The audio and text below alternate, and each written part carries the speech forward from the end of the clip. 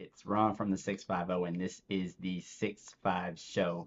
If you are familiar with the platform, if you've been keeping up, you'll recognize the voice of our next guest. I'm here with singer, songwriter, musician, and artist of the new single "We Are Not the Same" out of San Jose, California. Savaiah, how you doing today? I'm doing good. How are you? I'm well. I'm well. I'm better now that I got this new track. I'm better now that I have it. Oh, So yeah, we are not the same. Kind of talk to me about, how that came about and where the song title came from. yeah. So I started writing a lot of music at the start of the year, like everyone else. I mean, everyone's on the grind this year, and that's good. I was like, I'm Hmm. gonna take this opportunity. I've been working with a couple of different people, but mostly producer ClayDough, and we've been Okay. making a lot of great sounds. But actually, this beat I found online from a producer. He sent it to me, and it was amazing. When I heard this beat, I was like, I gotta write something to it.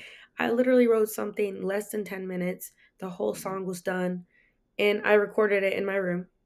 Because I'm trying to save some money. But no, it Hmm. came out amazing either way.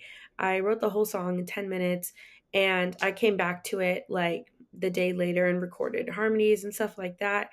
And it probably took me less than 2 days to finish the recording. After that, I was like, I kept playing it over and over. I showed my boyfriend, I was like, hey, do you think this is good? He's like, yeah, I like this. And I was like, wow, maybe I should like release it. And so I did. I got it mixed, mastered, everything like that. But yeah, I loved it immediately when I wrote it. And the song title and the inspiration for it was just writing about how things change over time. People come and go out of your life, but the only person that you can really count on most of the time is yourself. Not in like book everybody else type mode, but like, Yeah. really appreciate that you have yourself and you sometimes can't count on other people. You know what I mean? Yeah, no, no, I get it. 2024, new year, new, Mm-hmm. not new you, better you. But yeah, Mm-hmm. everybody's on their grind. No, shout out to ClayDough, Mm-hmm. hell of a producer, hell of a musician in his own right. Mm-hmm. Um, Obviously, yeah, no shame in recording something at home or anything like that. I feel like, in this day and age, if you're going to the studio, it's to probably, hopefully, reproduce a track, unless you got it like that, unless you're just out here balling and just, you know, doing Mm-hmm. whatever. But I think there's something to be said about, doing something from your home, Right. and just believing in yourself to know that okay, like I can knock this track out here. Like I got enough resources right here to do it. So that's Right. always dope. Yeah. Last time you were on the platform was a little less than a year ago. Um, in this new song that you dropped, you mentioned that you're not the same. You're different now. Kind of talk about a little bit of the change you've gone through in the last year.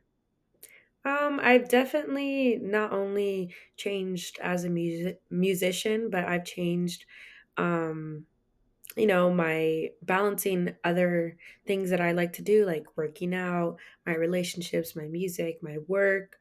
I've definitely found more of a routine and getting things that I want to do done. And also, you know, I was going to say that not talking to other people that I used Okay. to talk to. Cutting some people off. Um, yeah, I mean, I thought it was sad at first that like a lot of people in my life that were there aren't, but Hmm. I mean, they're not here for a reason. You know what I mean?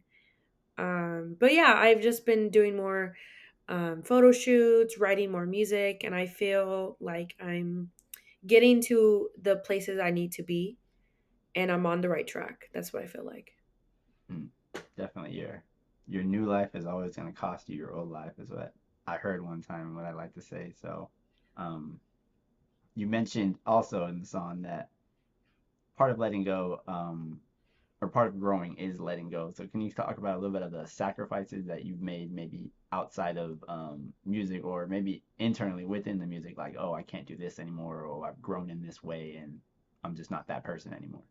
Yeah, I've definitely had to, like I said before, I had to let some friendships go, and this is due to it being one sided. And I just realized that I can't really give my energy out to the people that are not giving it back to me, you know what I mean, when it's only me all the Hmm. time.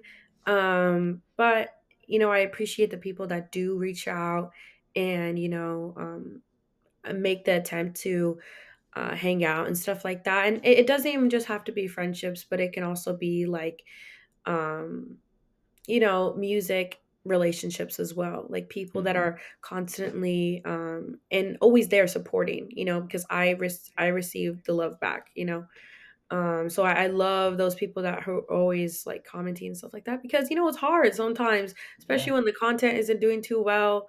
The people that are always there supporting you, you're like, thank you so much, so yeah.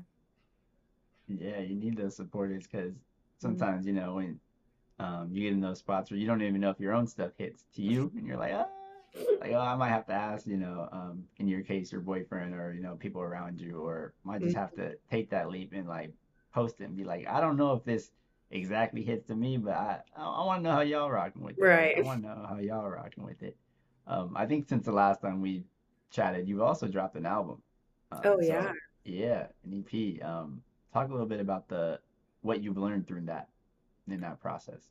Yeah, I definitely learned that I I have a lot of ideas Mm, and creative direction, and I think this is definitely what I've been doing at the start of the year as well. I've been taking things into my own hands.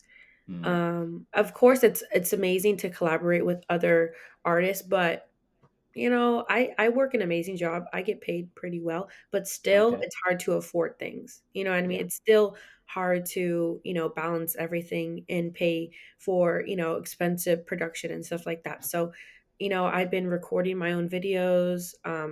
I'm getting a new video camera, you know what I mean? Like building my little team so we can create good production. I'm learning how to edit myself. I'm Mm, doing my own cover arts. And it's kind of excessive, but at the same time, it's like if I want to get to a place where I want to be, like this is what I need to do and do it smartly and save money. I think that's something that I didn't do with my album. Like I mm, didn't market it well. I didn't put out as much visuals as I wanted to. So I felt like it wasn't executed well. But the mm. music, I love the music. Like even still, like Yeah. I would actually listen to it. It's always good when I actually want to listen to my own music, you know what I mean? Yeah. But so I feel like it wasn't done well, but maybe in the future people will discover it on their Mm, own, and who knows, cuz people do that. They discover old songs and then, stuff like that happens, but honestly, I'm just looking forward. Um in trying to push out, my new brand and new content, basically. yeah. Yeah. I think, I think the concept was there, like you said, like the concept of what you're trying to go with and that you Yeah, had planned and everything. Cover art was fire. You had BTS around it with the content. right. I think yeah, like what you said, it's hard to execute, but also like consistently execute Mhm. when you don't have as much support around you or when you're not as balanced as you need to be. But Right. like you said, a solution to that or one a possible solution is a team. Um, Mhm. and like I talked to Isaiah Mustafa on Monday. We have another episode rolling out, but he was talking about in his original 37-week challenge that he did, like it Mhm. was him. Like he was Right. cover art, he was mixing, he was mastering, he was producing, he was writing, he was rapping, he was singing. It was just all him, right? And he's Mhm. like, that took a load on me, but it offered me a lot of growth. Right? But Right. then this time around, he's like, no, I got people with me. I learned this time that like it's Mhm. not it's not the best to go about Right. it by yourself. So talk about how maybe you're going about trying to grow your team or what you're looking for in team members. Yeah, I mean, I have been, releasing music since I was 15, 16, and that's Mm-hmm. like a long time ago. So I'm 18, about to turn Mm-hmm. 19. I've Talk learned about a it. lot of knowledge. Even though I'm not like super, famous, successful, I Mm, still gained a lot of knowledge by reaching out to different people, how to email, like marketing people, playlisting, other stuff like that. And I've worked with a bunch of different managers and people helping me. So I feel like this time around, I don't really need management. I'm doing it by myself because I know what I want and I know what I can do. But when it comes to like photo shoots, videos, other stuff like that, I do have different people I can reach out to that I know can work with me, work with my budget, but also at the same time, like for daily content, stuff like that. I'm actually using some of my family, like my cousins are helping out, my Yeah. boyfriend. I just feel like use your community, you know what I mean? You don't always need to use the most expensive camera, the best editing, you know what I mean? And we've seen that in all music history, you know what I mean? Um, what really comes down to it, I think, is the music. Mm, And that's definitely that what I'm prioritizing right now is I will spend money to make the music. You know what I mean? Other than that, I'm investing in equipment and learning. And I think that will be good for the long run. mm, I like that. I like that. Let's talk about a little bit of the, I guess, the quantitative metrics that go into growing. From 2022 to 2023, just going off of the, the Spotify stats that you've shared, you've doubled in streams, quadrupled in listeners, and you're in 62 more countries than the year before. How do Hmm. you feel about the quantification of your growth, I guess, the Yeah, numbers wise?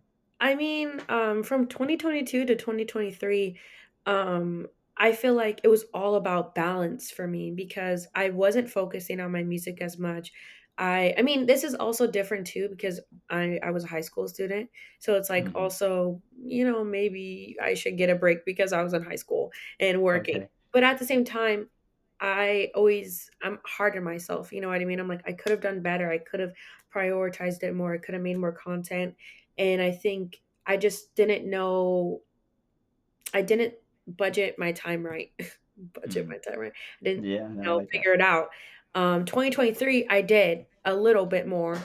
I scheduled days where, okay, this is where I'm doing this. This is when I'm recording this, to make sure that I have enough time to record. But honestly, I think 2023, I could have done so much more if I was more Mm. focused. So that's what I'm trying to achieve this year. I have studio sessions basically 2, 3 times a month. I'm recording and writing every single day. Um, and it's fun for me, I don't have to put a lot of pressure on myself either because it's not like I have a label, you know what I mean? They're pressuring me to put out a project. It's just me, but at the same time, it's like I want to redeem myself, not for everyone else, but honestly for me, because I feel like I have a lot to offer and I want people to recognize, who I am and stuff like that. Yeah, there's always something to be said about, you know, one, having fun with it, like you said, or consistently like wanting to do it. But Right. two, kind of like that internal pressure you put on yourself, like, I Right. know I can do this, or I know I can do better. I know that if I spend this amount of time, I Mhm. believe in myself and I know I'll get that result, right? So it's like, I think I've mentioned this before, but Drake has this line. He's like, the moment I stop having fun with it, I'll be done with it. Mm. Like it has to serve me before it serves everybody else because if it stops serving me, that's the fuel I need to Right. create it. That goes away, Right. right? So that's always important. Um, Tyler the Creator mentioned last year that artists should continue to kind of promote their music months after it dropped because people might have missed it or forgotten about it. From Mhm. an independent artist perspective, why does that seem like it's hard to do sometimes? Like trying to promote music that's you've already had out for months and months. I feel like for me personally, each project is like a version of me, Mm-hmm. and I have this personal need to keep moving forward. But Yeah. I do forget that sometimes, people have forgotten about it. Great idea. Maybe I should promote my EP. But at the same time, it's like I have so much more coming. Like, you Yeah. know what I mean? Like I want to show everyone what I'm doing. Uh, you know, um, but yeah, I don't think it's a bad idea. I just feel this personal need to like keep going and like put out more stuff and show everyone, what I can do. Yeah, I think I get that as a like it's like a timestamp in your life, right? When you create something, you have all these feelings of, oh, I remember exactly where I was when I made this. I remember what I was feeling. I remember what was going on with the world, right, and everything. Um, I guess like the devil's advocate to that is like, w- let's say tomorrow you blow up, right? Hmm. And all of a sudden some of these old songs, also catch balance and everybody wants to listen to them and they get motion and now Hmm. they're like, oh, like Savaiah, we want you to perform these new songs or these old songs, and you're like, oh, okay, like yeah, I'll perform the new songs, but they're not me, right? So I Hmm. think from like an independent artist perspective, like there's always a way to put a current spin on old things, Right. I right? think I mean I love those songs. Honestly, the ones Mm-hmm. I've created in the past. Even the one I created when I was 15, you know what I mean? Like it's Mm-hmm. still a piece of me. I love performing them and I just forget about them sometimes. You know what I mean? I'm like, "Oh wait, yeah, I did that. I forgot." Yeah, because you're always in constant creation mode and you're always like looking towards the next thing. That yeah, I get it. Yeah, it's all good. It's all good. Those are the questions I had for you. I think if you're still down, we can do some hyper tight. Yeah. All right. Hyper tight, we are not the same edition. Individual approaches to education. Oh, So, that's definitely tight. That's exactly what okay. you're supposed to do. Like, um, you know, even simple things like when I teach ukulele to my students, there are certain ways where you're supposed to put your fingers for the chords, but honestly, if it doesn't work for them, let them figure it out. There might be an alternate way for them to, switch their hands to make it more comfortable because honestly, I was self-taught in my Mm, instrument, so I don't I don't think there's an exact way to play some chords. I mean, some chords there is a certain way, but yeah. for other ones, you can just figure it out. But yeah, definitely um listen to your instincts. Yeah. Okay. Big tight. Big tight. Alternative relationship structures to monogamy. Hyper tight. Hype. That's hype. You're not rocking with it. Monogamy only. Not rocking with it. Universal basic income. Hyper tight. Like giving everybody the same paycheck no matter how hard they work or how long they work. Hype. Hype. You're not rocking with it. Not rocking with it. Okay. What about non-competitive education models, like maybe alternatives to test taking and like the grading system, hyper type? Oh, that's tight. Yeah. I don't think everyone does well with testing. But yeah, that's like a proven fact. Okay. Okay. What about and last but not least, micro food halls, like markets with different local restaurants all under like one general roof? Is that hyper? Is it type? It's tight actually. There's like one, I think you probably know what it is. I went to LA. I think everyone Hmm. goes there, but I forgot what it's called. Damn it, it's like by Disneyland. Um, In but it's Anaheim? basically like a big old thing. There's different restaurants. Like I like that. It's like basically a food court, but it was like fancier. So Yeah. yeah. Those are dope. Those are dope. I think San Bruno just opened up one. I think it's called, I want Oh, to say Compost Kitchen or something like that. wow. Yeah, it's brand new, maybe a month old. It's really Wow. dope. So I would go with tight too. You had asked me, but I Yeah. think those are dope. I think those are dope. But Like if someone says it's hype, then they're just bougie. Like, you know what I mean? yeah, like I can't get Benihana's here, No, or I for can't real. get Nobu here. Like what's going on? Like no, I don't want it. That's not for me. No, but that's dope. That's dope. Yeah. So thank you for rocking with us. This has been another episode of the 6-5 show. We got Big Cat in the building. Say Is there anything that you wanted to leave off with and let the people know? No, but stream my new song, We Are Not the Same, and I got new music coming out that you're not gonna want to miss. So yeah. All right, you're not gonna want to miss it. We here for 2024 and beyond. Savaiah, another episode of the 6-5 show. We appreciate y'all for rocking with us. Peace and love. Bye.